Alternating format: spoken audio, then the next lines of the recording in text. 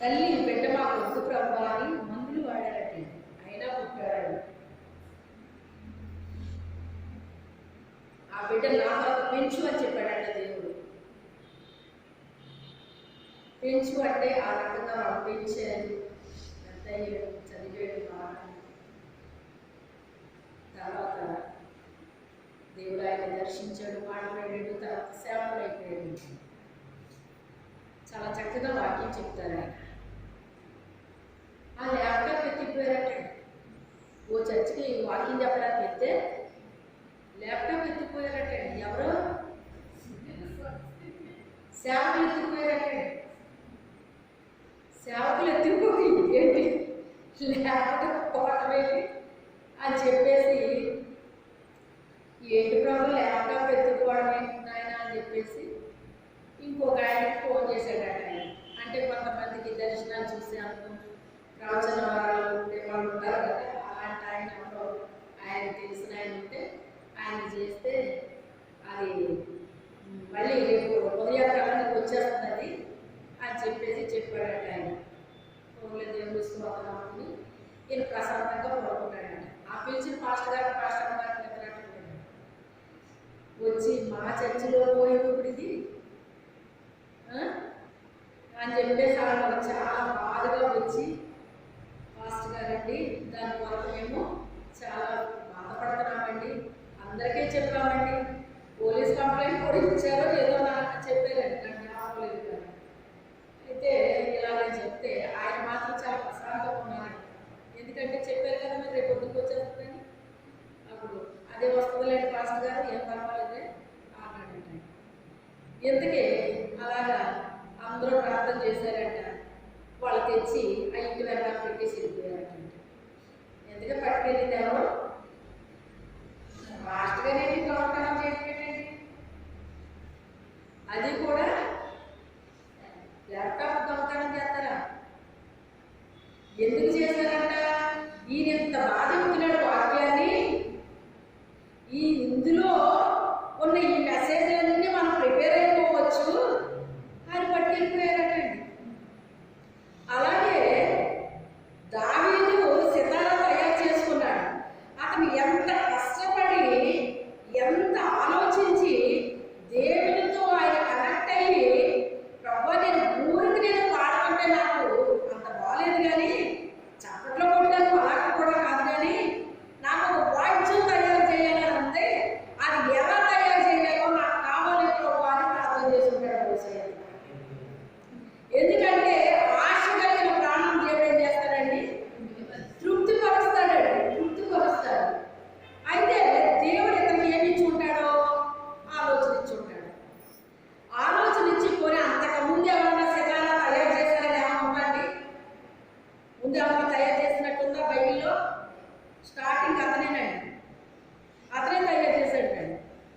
అప్పుడు దేవుడు ఇతనికి జ్ఞానం వచ్చాడు. దేవుడు మనకి ఇస్తే జ్ఞానం ఇస్తే అది అందరిలాగా మనము చేయబడ్డది, మన స్టైల్ వేరుగా ఉంటుంది. అదే వాక్యాన్ని మనం బోధిస్తాం, కానీ వాళ్ళు చెప్పినట్టు మనం చెప్పమండి. మనం చెప్పిన వాక్యం ఇంకొకరు చెప్తారు, మనం చెప్పినట్టు వాళ్ళు చెప్పండి. అది దేవుడు ఎవరికి ఏది అనుగ్రహిస్తే ఆ రకంగానే బోధిస్తారండి. వాక్యమే కదండి, దావీదు గురించే కదండి అని మనం అనుకుంటాం, నిజమే. కానీ ఎవరికి దేవుడు ఏది అనుగ్రహిస్తే వారు దాన్ని బోధించగలుగుతారు. వేరే కాపులో ఒకవేళ దాన్ని దొంగిలించారనుకున్నాం, వాళ్ళకి అది వాయించుకొని వస్తుందండి. ఏముంది రెగ్యులర్ అంటున్నాడు అంతే కదా అని అనుకోవచ్చు, కానీ నువ్వు పాడేటప్పుడు నీ గొంతులోంచి మ్యూజిక్ వస్తుందేంటి మమ్మీ అని అన్నదండి మా పాట. అవునా అన్నాను. అవును మమ్మీ, నీ గొంతులో ఒక మ్యూజిక్ ఉంటుంది అన్నాను. దేవుని స్తోత్రం. అదే మాట మళ్ళీ ఇంకొకటి అన్నారన్నమాట. వాయిద్యాలు లేకపోయినా మీ పాటకే మీకే ఒక మ్యూజిక్ వస్తుందండి, మీ పాటకి వాయిద్యాలు అవసరం లేదు అని ఇంకోవాలన్నాడు. అయితే దేవుడు ఇది నాకు ఇచ్చిన గిఫ్టా అని నేను అనుకున్నాను. అందుకే ఒకరికి వచ్చింది ఇంకొకరికి రాదని. అలాగే పాడదామన్నా కూడా మనకు అది రాదు. ఎవరికి ఇచ్చింది వాళ్ళకి. అదొక గిఫ్ట్. అదొక గిఫ్ట్. అది తయారు చేసాడు అతను. చూడండి, తయారు చేసాడు అతను. చక్కగా వాయిస్తున్నాడు. చాలా ఆనందంగా ఉన్నాడు. దేవుడు ఏం పెట్టాడో తెలుసా? అతను వాయిస్తుంటే దెయ్యాలు బాగా ఉన్నాయంటే ఇప్పుడు గిఫ్టా కాదండి. నా స్వరానికి పేర్లు పెట్టానండి. పేర్లు పెట్టినప్పుడు ఒక్క నెల నేను పాట పాడకుండా ఆగిపోయాను. అప్పుడు ఒక హైదరాబాద్ నుంచి వచ్చిన ఒక పాస్టర్ గారు పార్టీ చెప్పడానికి వచ్చారు. ఆ పాస్టర్ గారితో దేవుడు అన్నాడట, గానా కోకిలా అన్నాడు. అప్పుడు ఆయన అడిగారు, మీరు పాటలు పాడతారా? ఎందుకు పాడతాను? నిజంగా మీరు గానా కోకిలా అన్నాడు దేవుడు. ఈరోజు మీటింగ్లో మీరు ఓ పాటన్నా పాడాలి మీరు అన్నారు. సరే చూద్దాంలేండి అన్నాడు. అప్పుడు ఆయన ప్రార్థన చేస్తూ, మీరు పాటలు పాడుతుంటే దెయ్యాలు బాగుంటాయి అన్నాడు. నాకు తెలుసా ఈ విషయం? నాకు తెలియదు. అది ఎవరిచ్చింది? దేవుడు ఇచ్చింది.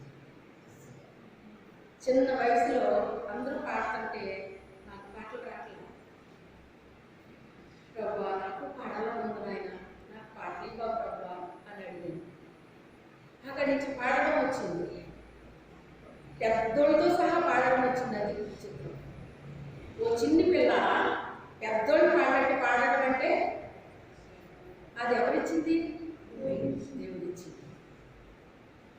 ఈ అన్నగారు చెల్లెలు ఆయన పెద్ద ఆయన కానీ వరుసకు నాకు అన్న అవుతారు అన్నమాట. నేను పుట్టడానికి ప్రార్థన చేసిన సంఘంలో ఒక ఆయన అన్నమాట. ఆయన వీళ్ళిద్దరూ పాడితే ఇంకెవరు పాడవసరం లేదు సంఘంలోని. ఆయనకి తోడు ఎవరు లేరనుకున్నా కానీ ఇప్పుడు చెల్లెలు అందుకుంది అని ఒక టాక్ వచ్చిందనమాట.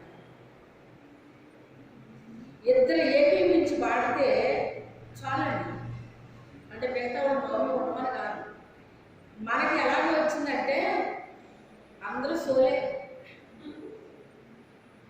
కలిసి పాడడానికి అందరూ ఇష్టపడట్లేదు. సంఘం ఏం చేయాలో తెలుసా? కలిసి పాడాలి. చప్పట్లు కొడుతూ కలిసి పాడితే అది ఎంత బలంగా ఉంటుందో తెలుసా? పరలోక సింహాసనాన్ని కదిలిస్తుంది అది. నువ్వు ఒంటరిగా పాడాల్సిన టైంలో ఒంటరిగా పాడాలి. అంతే తప్ప మందిరంలోకి వచ్చినప్పుడు ఒంటరిగా మాత్రమే పాడతానని కోరుకోకూడదు. నువ్వు అందరితో కలిసి మీరేం చేయాలి?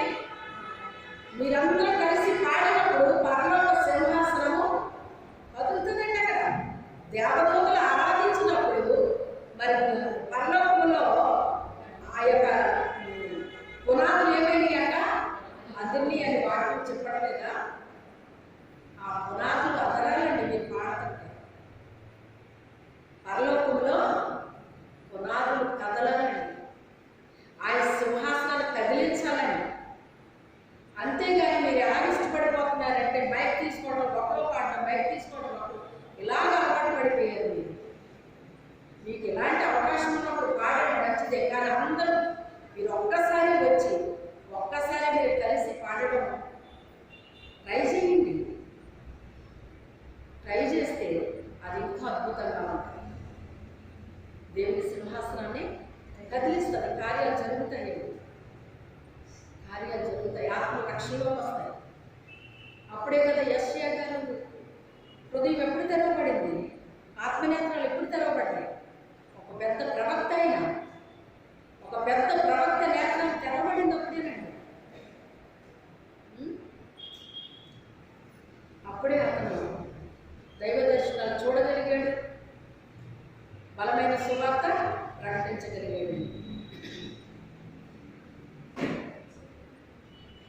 ఆ ల్యాప్టాప్ తెచ్చుకునే ప్రిపేర్ అయితే చెప్పగలరండి? ఆయనలా చెప్పగలరా? సంవత్సరంలో కొన్ని రోజులు మాత్రమే ఇంట్లో ఉంటారండి. కొన్ని రోజులు. మేము వెళ్ళామండి వారింటికి వెళ్ళాము. వారింట్లో భోజనం చేసాం, అన్ని చేసాం. పిల్లలు కూడా తెలుసు ఆయన ఎప్పుడు వెళ్ళినా ఎప్పుడూ లేదండి ఆయన. బహుశా 2-3 సార్లు వెళ్ళినట్టు గుర్తు నాకు, కానీ ఉండడం ఇంట్లో అనే తెలిసింది. ఆయన కూడా చెప్తారు ఎప్పుడు సేవలోనే తిరుగుతూ ఉంటారు. ఫ్లైట్కి ఏమైనా కొంచెం టైం ఉంటే ఆ కొంచెం టైంలో వచ్చి కాసేపు ఉండి వెళ్ళిపోతారంటండి. ఆయనే చెప్పారు. అంత విరివిగా తిరుగుతాడండి ప్రభుత్వం.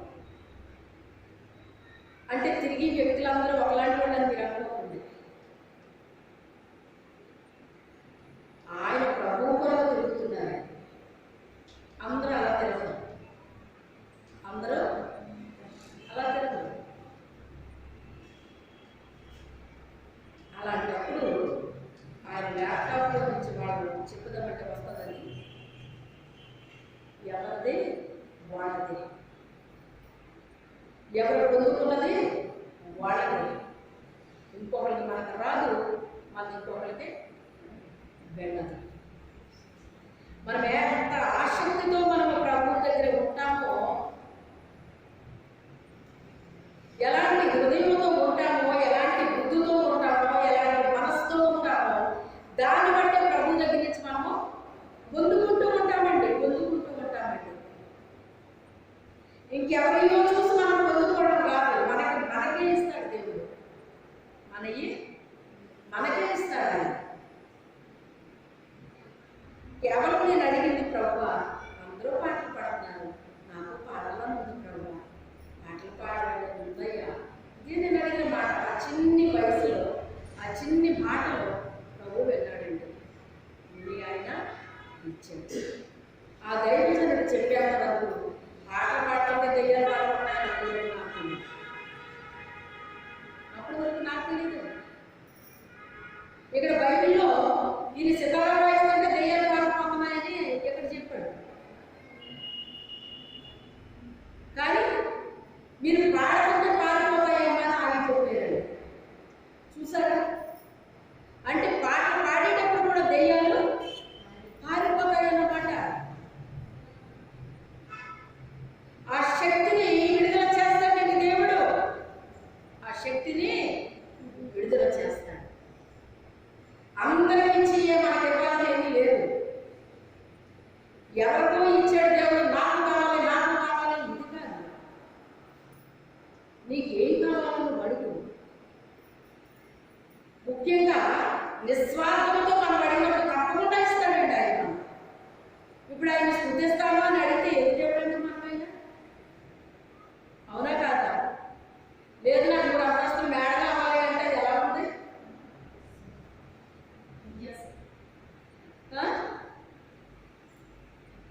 చిన్న ఇల్లు కట్టుకోవడానికి మనకు ఓపు లేదు, కానీ 3 అంతస్తులు మేడ కావాలి ప్రభు అంటే ఇస్తాడు. ఒకవేళ 3 అంతస్తులు మేడ మెయింటైన్ చేయడం ఎలా ఉంటుందండి చెప్పండి?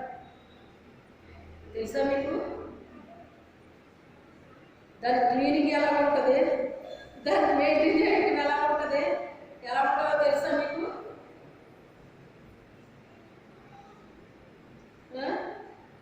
అడగడానికి కూడా మనకి ఏమి ఉండాలంట?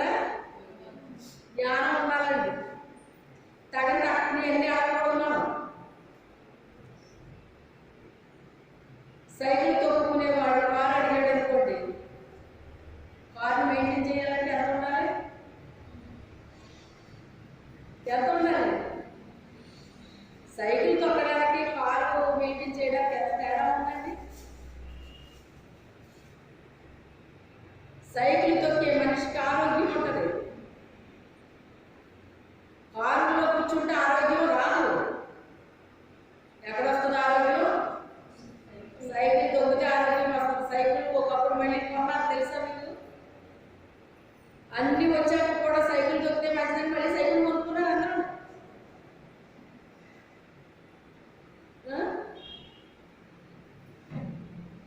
మనకి ఏది అవసరమో ఆయన వైభవేశ్వర్యాన్ని బట్టి మన ప్రతి అవసరాన్ని ఆయన తీరుస్తారన్నమాట. ఆయన దేవుని స్తుతించాడండి, ఆరాధించాడండి, గర్వించాడండి. ఆ తర్వాత అతనికి పిలుపు రావడం మొదలుపెట్టిందండి. ఎక్కడి నుంచి వచ్చింది పిలుపు? రాజు దగ్గర నుంచి వచ్చింది. రాజు దెయ్యం కొట్టుకుంటుంది. ఈయన సితారా వాయిస్తే దెయ్యం పోద్దని చెప్పారు ఇప్పుడు. అయితే అర్జెంటుగా తీసేరేటో బాగుంది, తీసుకెళ్ళారు. ఇతర సితారా వాయిస్తే తనలో దెయ్యం పోతుంది.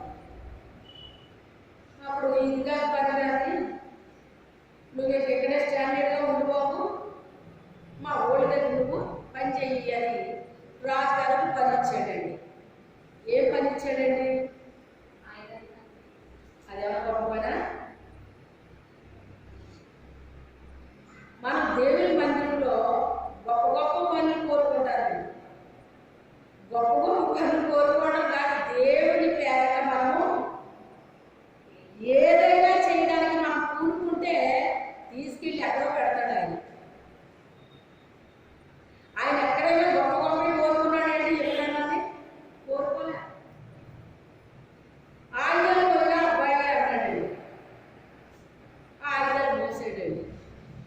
ఆ తర్వాత నెమ్మదిగా అతని పోస్టు ఏమైంది? హెచ్చరింపబడుతుందండి. ఆ పని కూడా ఎలా చేస్తున్నాడంటే ఏంటంటే సుబుద్ధితో చేస్తున్నాడని రాయబడిందండి. ఎలా చేస్తున్నాడండి? ఎందుకు బుద్ధి గురించి రాశాడు అక్కడ? పని చేస్తున్నాడు అంటే సరిపోదు, అక్కడ బుద్ధిని ఎందుకు చెప్పాడు? అక్కడ సుబుద్ధితో పని చేస్తానని ఎందుకు ఆ బుద్ధి గురించి అక్కడ ఎందుకు రాయించాడు పరిశుద్ధాత్మ దేవుడు అంటే, ఇది సామెతల్లో సొలొమోనుగా రాస్తున్నాడు. నీ బుద్ధి నిన్ను ఏం చేస్తుందట?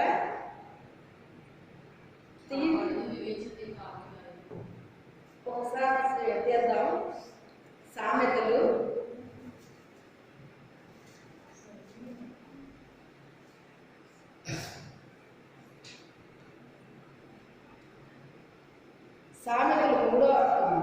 4వ అధ్యాయం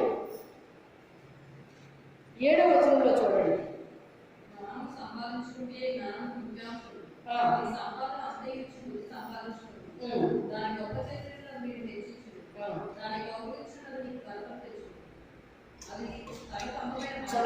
చాలు. నీ సంపాదన అంతా ఇచ్చి బుద్ధి సంపాదించుకో, దాన్ని గొప్ప చేసి అది నిన్ను హెచ్చిస్తుంది. బుద్ధిని ఏం చేయాలండి? మనము గొప్ప చేయాలండి. దాన్ని గొప్ప చేసిన ఎడలాది నిన్ను హెచ్చించును, దాన్ని కౌగలించిన ఎడలాది నీకు ఘనత తెచ్చును అంటున్నాడు. ఇప్పుడు ఇతని బుద్ధి ఇతను ఏం చేస్తుంది? ఇప్పుడు ఇక్కడ అది పాయింట్. ఆ బుద్ధిని ఎందుకు వాడాడు అక్కడ అంటే, బుద్ధి ఏం చేస్తుందట? మనిషిని హెచ్చిస్తుందటండి. ఇందాక మనం చదివామాట ఎక్కడ? పేతురు గారు రాసిన పత్రికలో ఏమి హెచ్చిస్తుందని చెప్పాడు అక్కడ? దీన మనసు అనే వస్త్రాన్ని నువ్వు ధరించుకుంటే తగిన కాలంలో ఆయన బలిష్టమైన చేతి క్రింద నువ్వు దీన మనసు కలిగి నువ్వు తగ్గించుకుంటే కనుక ఆయన నిన్ను హెచ్చిస్తాడు అని రాయబడింది. అంటే దీన మనసు ఎవరైతే కలిగి దేవుని హస్తం క్రింద, బలమైన హస్తం క్రింద తమకు తాము తగ్గించుకున్నారో తగిన సమయంలో దేవుడు ఏం చేస్తానన్నాడు? హెచ్చిస్తానన్నాడు. ఎక్కడేం చెప్తున్నాడు మరో మాట? నీ బుద్ధి నిన్ను హెచ్చించును. నువ్వు సంపాదన అంతా ఇచ్చి ఏం సంపాదించుకోవాలి? బుద్ధి సంపాదించుకున్నాడు. అంటే బుద్ధికి ఎంత ఇంపార్టెంట్ ఉంటే నీ సంపాదన అంతా ఇచ్చి బుద్ధి సంపాదించుకోమని చెప్తాడు ఇక్కడ. మీరు ఆలోచించండి. ఇది బుద్ధి వాల్యూ కలిగిందా, వాల్యూ కాదా? ఇది నా ప్రశ్న. బుద్ధి ఎంత వాల్యూ కలిగితే నీ సంపాదన అంతా ఇచ్చి దాన్ని సంపాదించుకొని చెప్తాడు ఆయన. అర్థమైందా? అది మనం సంపాదించుకుంటేనంట అది మనల్ని ఏం చేస్తుందటండి? హెచ్చిస్తుందటండి. మన బుద్ధి మనల్ని హెచ్చిస్తుందట. ఇక్కడ దావీదు గురించి పాయింట్ ఇక్కడ ఎందుకు చెప్పాడన్నది నాకు ఈ రోజు వరకు నాకు తెలియదండి.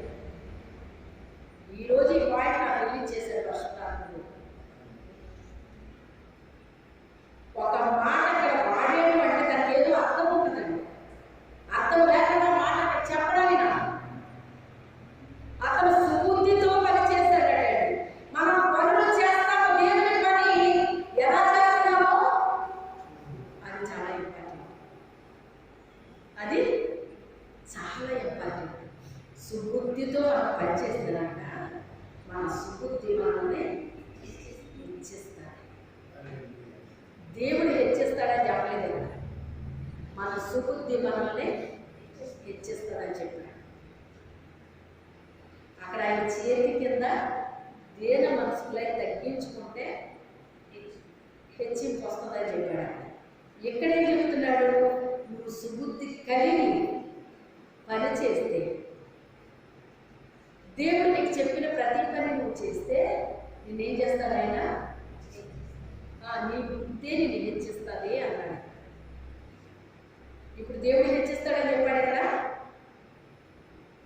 మన బుద్ధి మనల్ని హెచ్చిస్తుందట. మన సుబుద్ధితో ఎప్పుడైతే పనులు చేశానో అప్పుడు ఒక్కసారి నా లైఫ్లో వెనక్కి వెళ్ళానమాట. ఎక్కడ నేను పని చేశాను, మందిరాల్లో ఎక్కడ పని చేశాను, ఎలా చేశాను, ఇవన్నీ నేను జ్ఞాపకం చేసుకున్నప్పుడు కృష్ణా జిల్లాలో ఆ సంఘ బాధ్యత నాకు అప్పగించినప్పుడు, అక్కడ నేను పని చేసినప్పుడు నేను చెప్పాను చాలాసార్లు, ఆ సంఘము అభివృద్ధి చెందింది, ఆ సంఘము అభివృద్ధి చెంది విస్తారంగా అభివృద్ధి చెందింది, బలమైన కార్యాలు దేవుడు చేశాడండి. చాలా కార్యాలు అక్కడ ఎప్పుడూ అలాంటి కార్యాలు జరగలేదు. ఆ రీతిగా దేవుడు జరిగించాడు. ఇక అక్కడి నుంచి ఇక్కడ ట్రాన్స్ఫర్ అయ్యి వస్తుంటే ఆ పాస్టర్ వారు పట్టుకుని గంట సేపు ఏడ్చాడండి నాకు. ఇక ఈ రోజుతో నాకు కుడిభుజము లేనట్టే. ఎవరైనా మనం చెప్పిన పని చెప్పినట్టుగా చేస్తే ఏమంటారో తెలుసా? వీళ్ళు నా కుడిభుజం అండి అంటారు. ఎడమ భుజం అని ఎందుకంట? కుడి భుజానికి ఉన్న వాల్యూ ఎడమ భుజానికి ఉండదండి. కుడి భుజానికి ఉన్న బలము ఎడమ భుజానికి ఉండదు. వీళ్ళు నాకు కుడి భుజంలో ఉంటారండి అని. ఆవిడ ఉన్నా లేకపోయినా ఆ సంఘాన్ని మెయింటైన్ చేసే కృపను దేవుడు నాకు ఇచ్చాడు. ఆ పనిని సుబుద్ధితో చేశాను నేను. గొప్ప కోసం కానీ, పదవి కోసం కానీ, డబ్బు కోసం కానీ, దేని కొరకు నేను అక్కడ పని చేయలేదు. సుబుద్ధితో అక్కడ పని చేశాను. ఆ సుబుద్ధి నన్ను హెచ్చించిందని ఇప్పుడు అర్థమైంది నాకు. ఈ వాక్యం ద్వారా నాకు అర్థమైంది. అక్కడ ఎప్పుడైతే విన్నయ్యానో ఎక్కడ తీసుకొచ్చాడు అన్నమాట అండి. చూసారా, ఒక సంఘంలో వెళ్ళిపోయిన తర్వాత 7 మండలాన్ని నాకు చెప్పాడు దేవుడు. ఒక్కసారి తలాంతులు ఇచ్చిన ఒక తలాంతులు పెట్టి పనిచేస్తే ఎలాగిచ్చాడండి ఆయన? పట్టణాల మీద అధికారం ఇచ్చాడండి ఆయన. ఎక్కడిచ్చాడు? పట్టణాల మీద అధికారం ఇచ్చాడు. మరి మంచి దర్శనాలు దేవుడు రాత్రి చూపించాడు నాకు. అది మరి జరుగుతుందేమో, త్వరలోనే జరగబోతుందేమో నేనైతే అనుకుంటున్నాను. మొన్న ఒక మంచి దర్శనాన్ని ఇచ్చాడు, రాత్రి ఒక మంచి దర్శనాన్ని ఇచ్చాడు. మొన్న కొంచెం ఏదో బాధపడ్డారు కొన్ని నిమిషాలు ఒక విషయమే. ఆ కొన్ని నిమిషాలు నేను బాధపడ్డా కూడా దేవుడు ఇష్టపడదండి. నేను అసలు బాధపడమే దేవుడికి ఇష్టపడదు. కొన్ని నిమిషాలు బాధపడి కొంచెం కన్నీరు రావాల్సిందే కానీ రానట్లేదు దేవుడు. చెప్పాను కదా మీకు, రానట్లేదు ఆయన. అయితే నేను అనుకుంటున్నాను, నేను ఇలాగా చెయ్యిపోతున్నాను అని మన నైట్ ఒకటి చూపించాడు, రాత్రి ఒకటి చూపించాడండి ఆయన. అంటే ఇవి ఇంకా జరగబోతున్నాయని నేను అనుకుంటున్నాను. అయితే ఆవిడ గంట నన్ను పట్టుకుని ఏడవడానికి గల కారణం ఏంటి? ఆవిడ పెద్ద సాగుతాను. ఆవిడ బట్టి నా మీద ఆవిడ వయసు 70 కంటే ఎక్కువ ఉంటుందండి. ఇక్కడ వయసు కాదు కావాల్సింది, సుబుద్ధి కావాలి. నాకు అనుభవం ఉందా? అది లేదు నాకు. దేవుడు చెప్పిన పని చెప్పినట్టుగా చేశాను. మీకు చాలాసార్లు చెప్పాను, అక్కడ ఉన్న ఉపవాసాలు నేను ఎక్కడ లేనండి. అన్ని ఉపవాసాలు అక్కడ ఉన్నాను. ఆ తర్వాత ప్రభు పెట్టిన ఉపవాసాలు ఉన్నానండి. అంతకు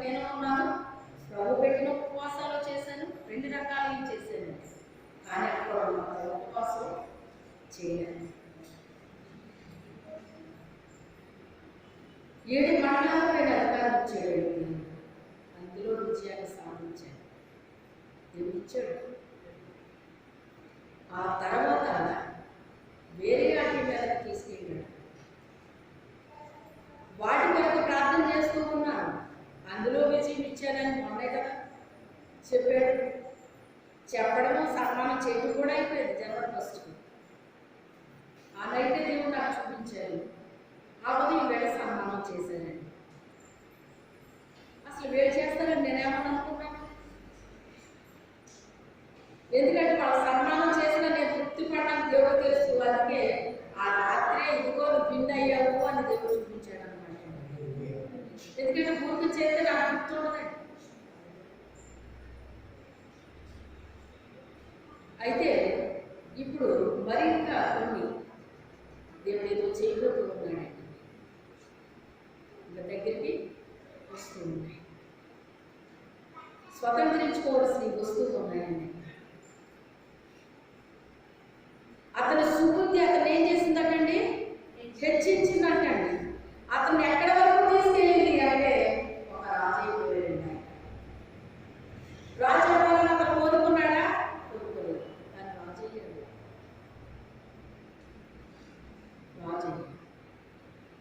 రాజు అయితే అబ్బా రాజుగారు రాజుగారు అని అనిపించుకోవటం ఎంత బాగుంటుందో.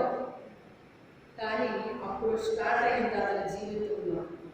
బాల్య దశలో తల్లిదండ్రులకు దూరం అయ్యాను అనుకున్నాడు, కానీ అన్నదమ్ములకు దూరం అయ్యాను అనుకున్నాడు. కానీ ఇప్పుడు మొత్తానికి ఏమొచ్చి పడింది? రాజ్యభారం వచ్చి పడిందండి. పదవులు రావడం చాలా బాగుంటుందండి. పదవి బాధ్యతలు ఇంకా భారంగా బాగుంటుంది. భారాలు భుజాల మీద పడతాయి. తప్పించుకోవడానికి ఉండదండి. అప్పుడు తప్పించుకోవడానికి కాడికి అలవాటు పడని కోడే తోడలాగా రాస్తాడు అనమాట. మొదటిసారిగా కాడి కడితేనంటండి తోడ ఏం చేస్తుందంట, అది మెరిగదు. ఎగిరి గొంతులేసేటండి. బాబోయ్ నేను పోయాను, బాబోయ్ నేను పోయాను. ఇదేంటి? ఎందుకంటే మెడ మీద పెడతాడు. ఇప్పుడు కాడ తీసుకొచ్చి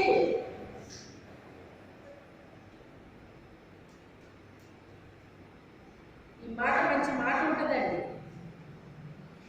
ఎవరి ప్రాయంలోనా నరుడు కాడి పోయిట నరుడికి మేలు ఉంటుందండి. ఎవరి కాలం ముందు కాడి పోయిట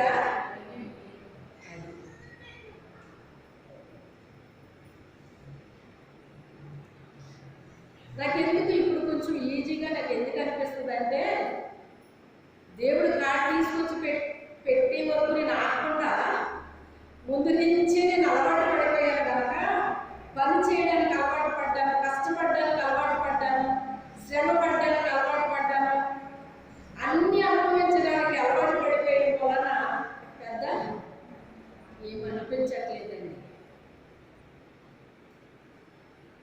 కాడికి అలవాటు పడని దూడని కడితేనంట ఎగిరి గొంతులేసేద్దంటండి. నన్ను నిప్పేయండి నన్ను కట్టదు బాబోయ్, ఈ బరువేంటి ఈ భారం ఏంటి అనేసి అదేం చేస్తుందట, గొంతులేసేస్తుందటండి. అంత ఇంత గొంతులేదంటే ఇక అది గొంతులేసిన తప్పదు, ఏం చేసిన తప్పదు, కట్టేస్తాడంటండి. రైతు ఏం చేస్తాడు? కట్టేస్తాడు. పొలం దున్నాల్సిందే, పొలం దున్నాల్సిందే.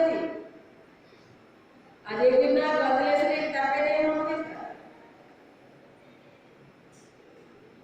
ప్రభుని పని చేస్తాను ప్రార్థన చేస్తాం మనం.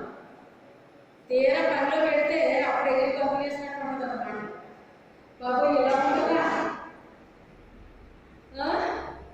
అప్పుడు ఏదో మైక్ పట్టుకుని పాటలు పాడాను, ఏదో ప్రార్థిస్తే చేశాను, ఏదో సాక్ష్యం చెప్పాను, ఇదేంటి ఇలా ఉంటుందా? బాధ్యత మీద పడితే కానీ మనకు తెలియదండి.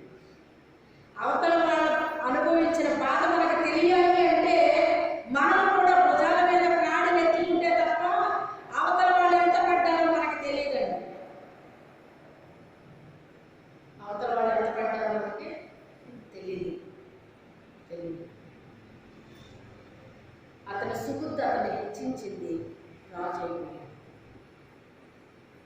రాజు అయిన దగ్గర నుంచి రాజ్యపాలన వచ్చింది, యుద్ధాలు వచ్చినాయి. ఏటి నుంచి ఏ దేశం దండెత్తుకుంటుందో తెలియదు.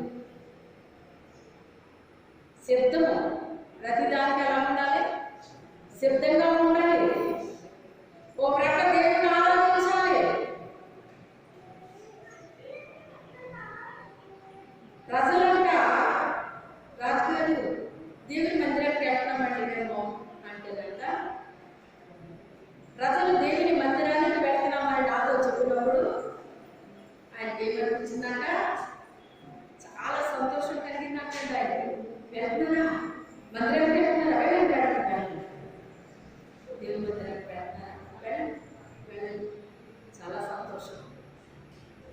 అతని జీవితంలో కూడా అతనికి ఏమనిపిస్తుందంటే, అతను రాస్తున్నాడు, కీర్తనలో రాస్తున్నాడు.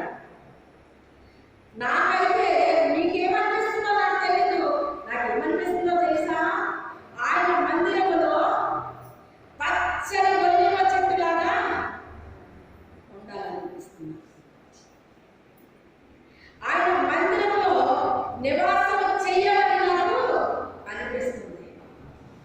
నా బాల్య దశలో మా ఊరికి, మా ఆత్మీయ తండ్రి గారు ఆ ఊరికి 10 కిలోమీటర్లు ఉంటుందండి.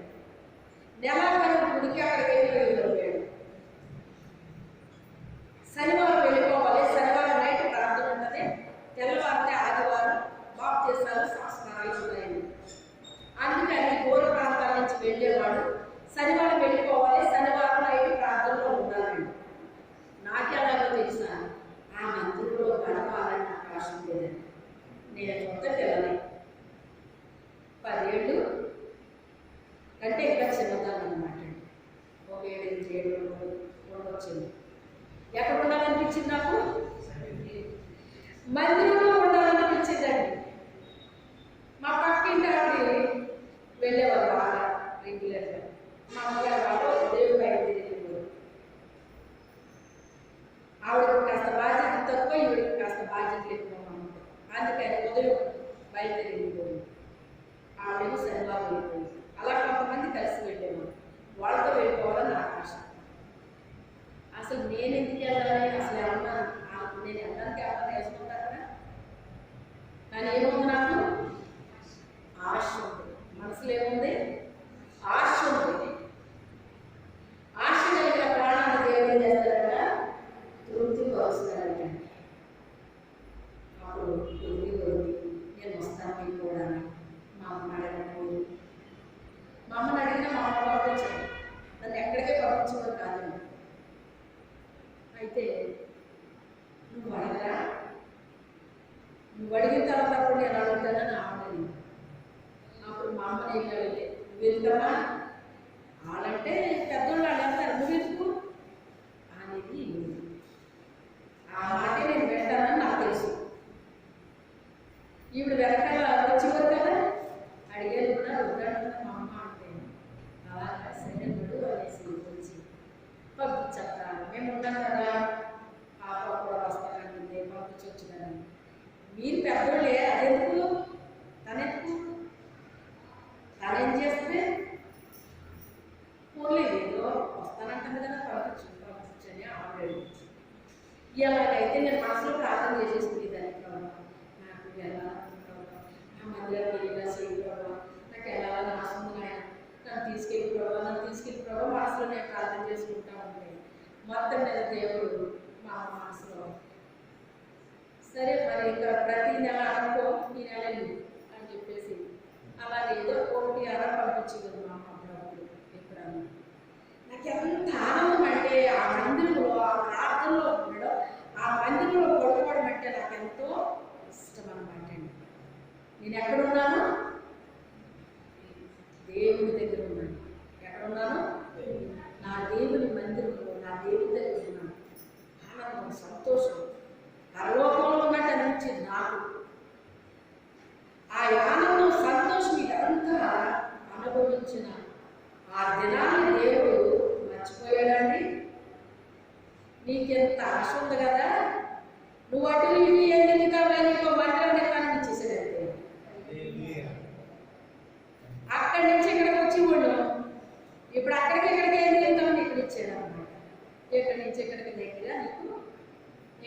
నుంచి ఇక్కడ తిరిగి టైం అయిపోయింది, ఎక్కడి నుంచి ఇక్కడ తిరుగు అని. ఎక్కడి నుంచి ఇక్కడికి ఇప్పుడు ఎంత నాకు టైము? ఎప్పుడు పడితే అప్పుడు రావచ్చు, ఎప్పుడు పడితే అప్పుడు వెళ్ళవచ్చు. అలాగే ఆశపడిన వాళ్ళు కట్టండి. చాలా మంది సేవలు చెప్తే నేను విన్నాసుమా, ఈ కట్టినీటి ఏం తిరుగుతారా, ఎక్కడ మందిలో పడబడినాక ఆ మందిరాలు ఇచ్చాడు దేవుడు జరుగుతున్నారు. అలాగే ఇచ్చాడా దేవుడు నాకు కూడా, నాకు అనిపించిందండి. ఈ మందిరంలో ఉండాలి, ప్రార్థనలో ఉండాలి అని ఆశపడేదాన్ని ఆ బాల్య దశలో. అందుకే నాకు ఇచ్చాడా ఏంటి దేవుడు మందిరాన్ని అని అనుకున్నాను. నాకు ఇచ్చాడు, ఎందుకు ఇచ్చాడు నాకు ఇప్పటికే తెలియదు అనుకోండి, ఎప్పటికే తెలియదు ఎందుకు ఇచ్చాడో తెలియదు. ఆశ కలిగిన ప్రాణాన్ని దేవుడు ఏం చేస్తాడండి? తృప్తిపరుస్తాడు. ఉదయాన్నే వచ్చి పాటలేసి ప్రార్థన చేసి వెళ్ళారు.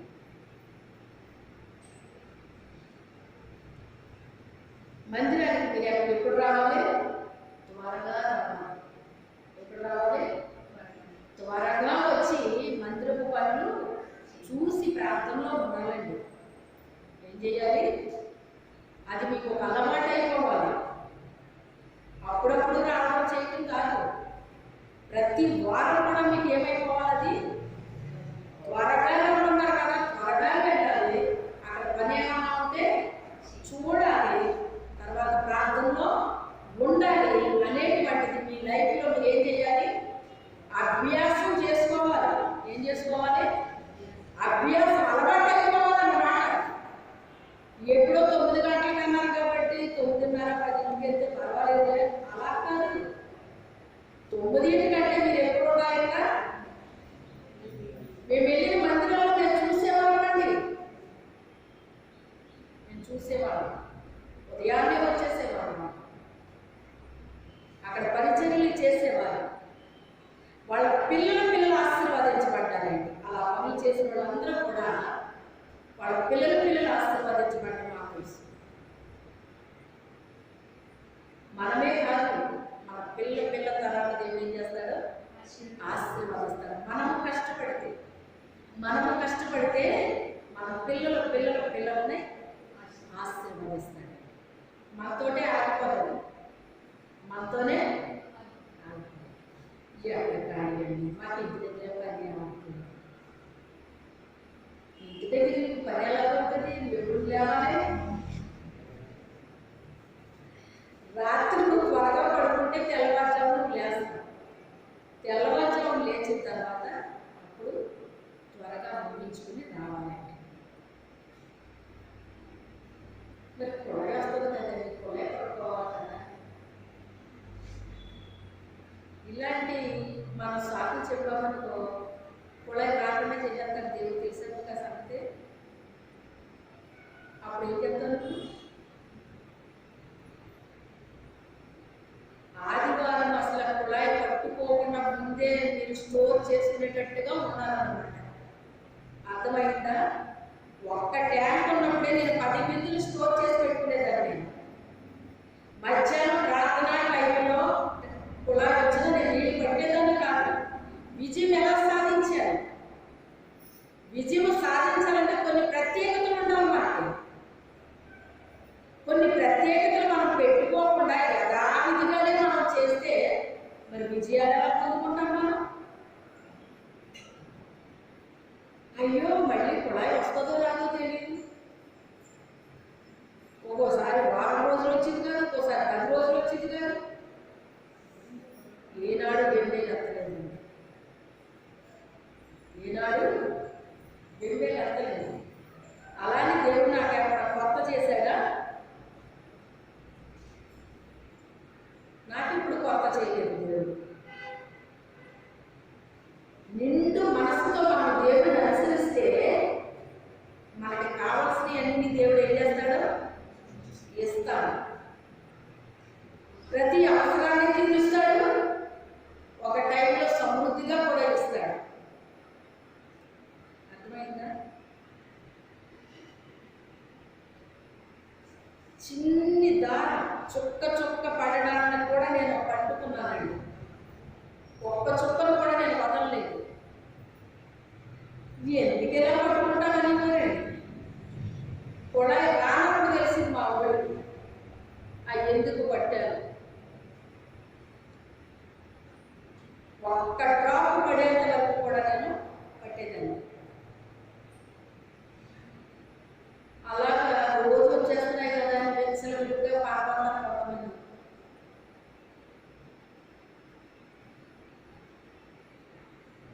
వాటర్ నా ఇంట్లోకి పెడితే నేను ఎప్పుడు ఎలా నీళ్ళు వాడేదన్నా అలాగే వాడేదాన్ని.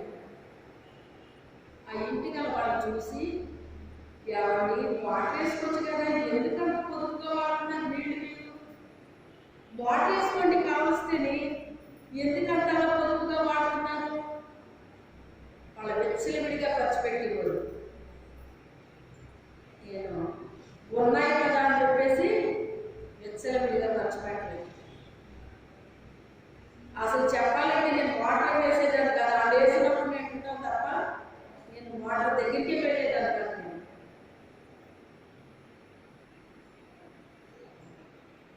అంటే వందంటే ఒకలాగా ఇంకొకరైతే ఒకలాగా మనం అలా చేయడం నాకు ఇష్టం ఉంటుంది.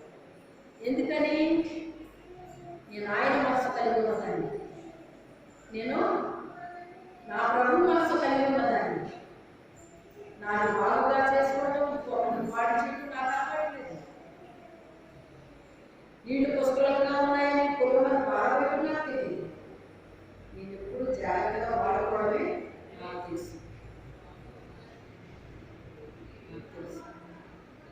అంటే ప్రతి దాంట్లో దేవుడు మనం చూస్తాడు. మీరు అనుకుంటారో ఏదో దేవుడు మన పాటనే పెట్టాడేమో, మన ప్రార్థనే పెట్టాడేమో, మన సాక్ష్యాన్ని పెట్టాడేమో, మనం అర్పించే కారణమే చూస్తాడేమో, ఇవే చూడరు కాబట్టి మన జీవన మన లైఫ్ స్టైల్ మేము చూడరు కాబట్టి మన కుటుంబ పరిస్థితులు పట్టించుకోవడేమో అని అనుకుంటారు చాలా మంది.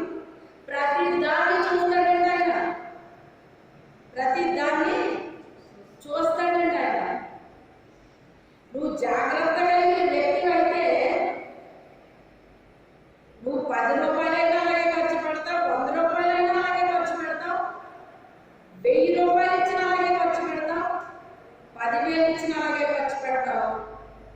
ఎంత నీ చేతిలో పెట్టినా అలాగే ఖర్చు పెడతావు. దాన్ని బట్టే మనం ఇస్తాడంటే ఆయన ఇచ్చేయాలి కూడా ఎలా ఇస్తాడో అలాగే ఇస్తాడు ఆయన. కొంతమందికి ఎక్కువ ఇస్తాడు, కొంతమందికి ఏ పూటకి ఆ పూట ఇస్తాడండి. ఏ పూటకి ఆ పూట ఇస్తాడు, లోటు లేకుండా. అది సమృద్ధి. సమృద్ధి అంటే ఒకే రకంగా ఉండదండి. ఏ పూటకి ఆ పూటకి వెళ్తుందంటే అది సమృద్ధి. నీకు ఏ పూట లోటు చేయట్లేదు కదా. లేదా కొంత స్టాక్ ఇచ్చాడు నీకు, ఆ స్టాక్ ఇచ్చినప్పుడు ఇంకా జాగ్రత్తగా చేయాలి. దేని దానికి ఏం చేయాలి, కేటాయించాలి. కొంతమందికి అలవాటు ఏంటంటే ఇలా ఎలా వచ్చిందో అలా మొత్తం అయిపోయి వాళ్ళకి నిద్రపడ. ఇలాంటి కొంతమంది ఉంటారు. అలాంటి వాడికి బాధ్యతలు అప్పచెప్తాడండి దేవుడు. అసలు జాగ్రత్తగా చేసే వాళ్ళకి దేవుడు ఏం చేస్తాడు, బాధ్యతనిస్తాడండి. ఆయన పనిలో నమ్మకంగా పనిచేసే వాళ్ళకి ఇస్తాడండి, సుబుద్ధితో పనిచేసే వాళ్ళకి ఇస్తాడండి ఆయన, యథార్థంగా పనిచేసే వాళ్ళకి ఇస్తాడండి ఆయన, దేన మనసు కలిగిన వాళ్ళకి ఇస్తాడండి ఆయన. ఇవన్నీ మనం కొనుక్కుంటే వచ్చి కాదండి, ఇవన్నీ కొట్ల మీద కొనుక్కుంటే రావండి. చాలా విలువైనవి ఇవన్నీ కూడా. ఈ విలువైనది విలువగానే మనము చూడగలగాలి. మన బుద్ధిని మనం హెచ్చిస్తేనక అది మనం ఏం చేస్తుందటండి, మనకు కనపరుస్తుందటండి. ఏం చేస్తుంది, మనకు కనపరుస్తుందట. మీరు బుద్ధిమంతులైతే ఆకాశమండలంలో జ్యోతులాగా ప్రకాశిస్తారు.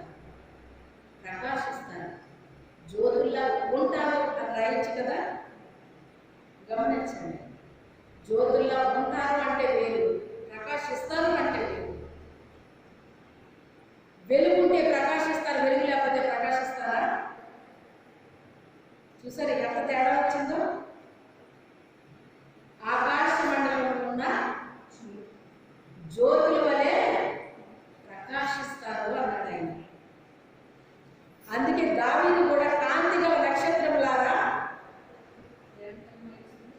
యెహోవాను స్తుతించండి. యథార్థవంతులు స్తుతిస్తుంటే చాలా శోభస్కరంగా ఉంటుంది అంటున్నాడు. స్తుతిస్తుంటే శోభస్కరంగా ఉంటుందని రాయలేదు, యథార్థవంతులు స్తుతిస్తుంటే శోభస్కరంగా ఉంటుందని రాశాడు. అయితే